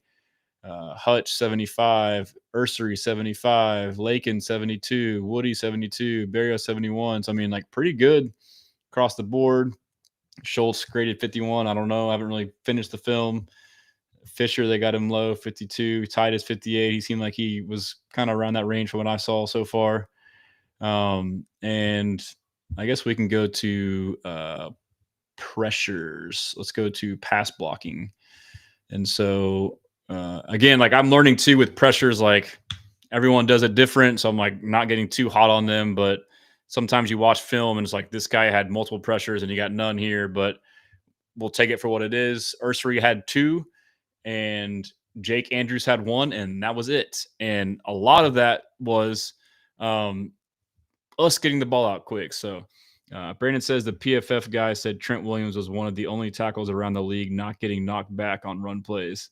Said his percentage of not getting knocked back was much better than all other tackles in NFL. That might be part of the scoring. Yeah, I mean, they have like a scale of like -2 to 2 or something like that. And it's like good, bad, neutral, whatever. And yeah, it just like, I mean, it's just their system. And that's why we kind of look at, you know, does it match up? Okay, maybe this is where the system is over analyzing this or whatever. So, I mean, it's still decent overall to kind of check as long as you can kind of match it up with your deal. But I mean, it is what it is. So, but yeah, so our defense, let's look at our defense. Lassiter balled out. That checks out at the 89.9. Henry T, 83.3. That's crazy, man. With a 88.7 coverage grade.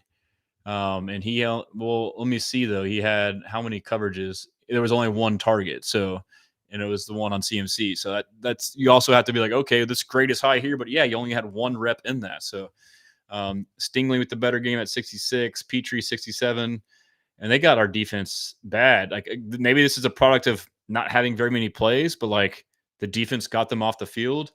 Will Anderson Jr. with the 53. Fuck no, he fucking balled out, dude. What are you talking about?